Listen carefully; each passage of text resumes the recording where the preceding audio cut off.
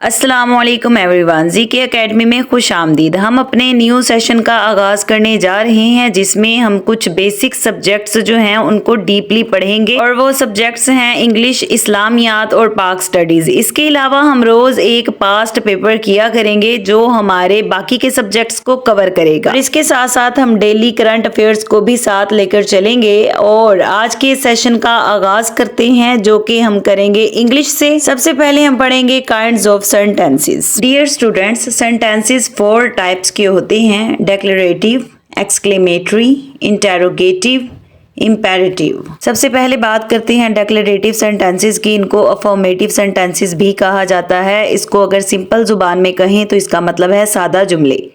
ऐसे ही जैसे हम एक दूसरे से बातचीत करते हैं डिफरेंट टॉपिक्स पे, इसकी डेफिनेशन पे जाएं तो देखें लिखा हुआ है a declarative sentence states a fact, opinion और idea, it ends with a period full stop. क्या मतलब हुआ कि एक दूसरे से जब हम सेंटेंसेस पास करते हैं, जैसे कोई फैक्ट बताते हैं या अपनी राय देते हैं या कोई आइडिया देते हैं और इन जुमलों के लास्ट पे फुल स्टॉप आता है। इसकी एग्जांपल्स हैं the earth revolves around the sun, ये एक फैक्ट है। She enjoys playing the piano, ये एक सिंपल सी बात है। तो बच्चों आपको समझ आ गई होगी कि डेक्लरेटिव सेंटेंसेस का मतलब है सादा जुमले। स्टूडेंट्स, जब हम एक दूसरे से बातचीत कर रहे होते हैं तो उसमें बहुत सारे जुमले ऐसे भी होते हैं जो इसमें हमने एक दूसरे से क्वेश्चंस पूछने होते हैं। जी तो बिल्कुल ऐसे ही सेंटेंसेस को कहा जाता है इंटेरोगेटिव सेंटेंसेस, यानी कि एक दूसरे से क्वेश्चंस पूछ। तो इसकी डेफिनेशन भी बहुत सिंपल सी है। N interrogative sentence asks a question and ends with a question mark. इसके एंड पे क्वेश्चन मार्क लाजमी आता है। इसकी एग्जांपल्स हैं वेयर आर यू गोइंग, आप कहाँ जा रहे हैं, इसमें हम क्वेश्चन पूछ रहे हैं। Did you finish your homework, क्या आपने अपना होमवर्क कंप्लीट कर लिया है। तो ऐसे तमाम जुमले जिसमें हम क्वेश्चन पूछते हैं उनको इंटेरोगेटिव सेंटेंसेस कहा जाता है। इसके अलावा कुछ ऐसे सेंटेंसेस होते हैं जिसमें हम हुक्म देते हैं या रिक्वेस्ट करते हैं या कोई नसीहत करते हैं। ऐसे तमाम सेंटेंसेस को इंपेरेटिव सेंटेंसेस कहा जाता है।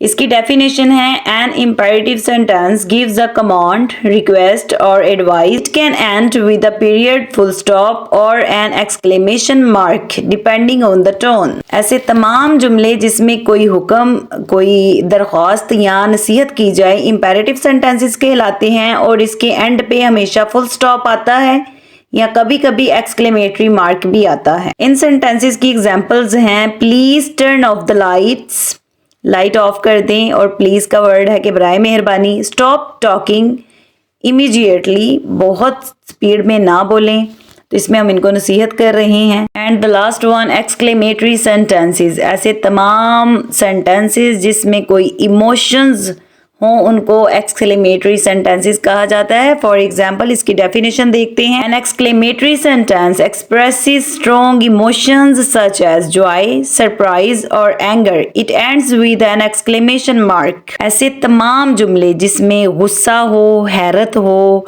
बहुत ज्यादा खुशी हो, तो उनको एक्सक्लेमेटरी सेंटेंसेस कहा जाता है और इनके जुमलों के हमेशा लास्ट पे एक्सक्लेमेशन मार्क आता है। इसकी एग्जांपल्स देखें व्हाट अ वंडरफुल डे, और इसके एंड पे एक्सक्लेमेटरी मार्क है I can't believe we won. तो ये कुछ इंपॉर्टेंट काइंड्स ऑफ सेंटेंसेस थी जो कि 4 हैं। होपफुली आपको समझ आ गई होंगी। आपने इनको अच्छे से याद कर लेना है। हो सके तो इसके नोट्स भी बनाएं क्योंकि ये डायरेक्ट इनडायरेक्ट में बहुत ही ज्यादा अहमियत की हामिल है। इंग्लिश से मुतल्लिका important synonyms and antonyms video के लास्ट पे दिए गए हैं, तो वीडियो को लास्ट तक लाजमी देखिएगा। पीपीएससी हो, एफपीएससी हो या एनटीएससी हो, उसमें 10 नंबर का इस्लामियात का टेस्ट लाजमी होता है। इस्लामियात का बहुत ही यूजफुल और इम्पोर्टेंट मटेरियल मैं आपसे शेयर करने जा रही हूँ। एक चीज क्लियर कर दूं कि ये क्वेश्चंस ना सिर्फ मैं आपको यहाँ पे पढ़ाऊंगी बल्कि ग्रुप में इसका टेस्ट भी हुआ करेगा। एक बड़े सीक्वेंस के साथ हम इस्लामियात को पढ़ेंगे, पास्ट से लेकर फिर आहिस्ता आहिस्ता आहिस्ता आहिस्ता आगे बढ़ेंगे।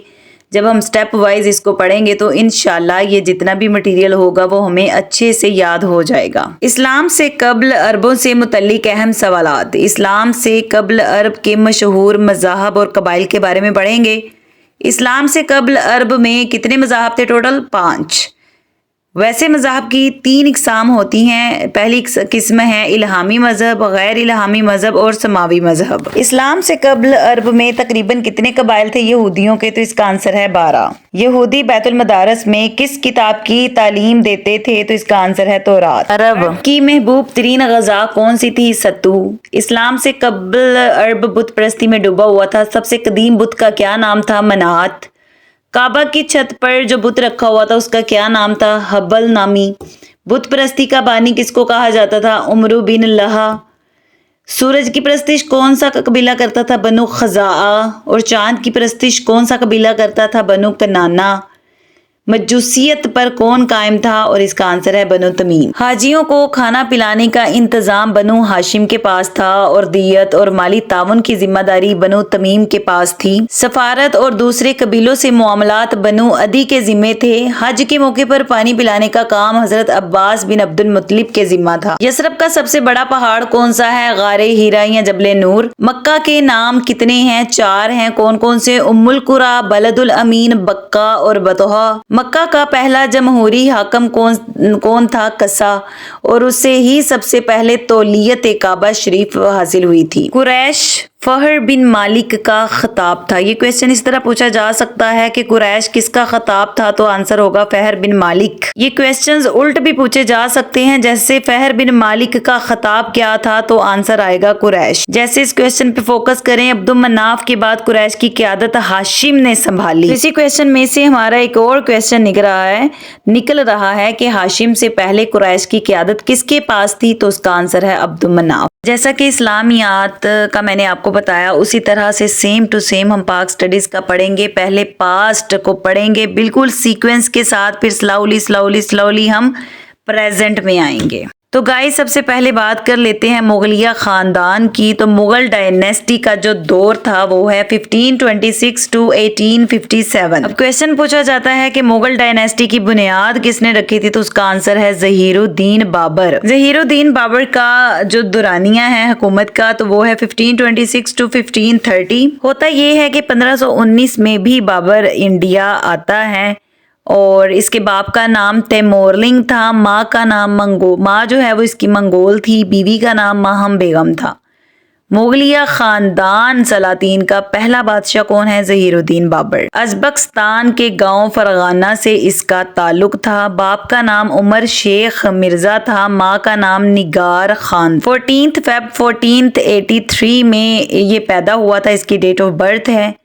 उमर शेख मिर्जा अपने गांव का सरदार था, जिसके बाद ज़हीरुद्दीन बाबर सरदार बना और समरकंद पर हमला करके उसे फतह कर दिया। फरगाना में बाबर का भाई बगावत करता है और फरगाना पर कब्जा कर लेता है। उसके बाद फाइनली 1526 में हिंदुस्तान में दाखिल हो जाता है। कौन? ज़हीरुद्दीन बाबर। ये ज़हीरुद्दीन बाबर के मुतालिक अहम मालूमात है। उसके बाद बात करते हैं पानीपत की जंग के बारे में। तो ये पानीपत की 3 टोटल जंगें हुई थी और इनकी डेट्स बहुत अहम हैं। मैं यकदम आपको नहीं बताऊंगी कि तीनों डेट्स कब कब हैं। अभी हम पहली पानीपत की जंग के बारे में पढ़ते हैं, जो कि 1526 में हुई। ज़हीरुद्दीन बाबर 1526 में पानीपत की पहली जंग में इब्राहिम लोदी को शिकस्त देकर दिल्ली का हुक्मरान बन जाता है। ज़हीरुद्दीन की जंग किससे हुई? इब्राहिम लोदी से। और वो किसका हुक्मरान बनना? दिल्ली का। मैं आपको इसका पस मंजर बता देती हूँ। ये जो इब्राहिम लोदी था ना, इसका भाई था दौलत लोदी। उसने बुलाया था बाबर को लेटर लिख के कि आप इधर आओ,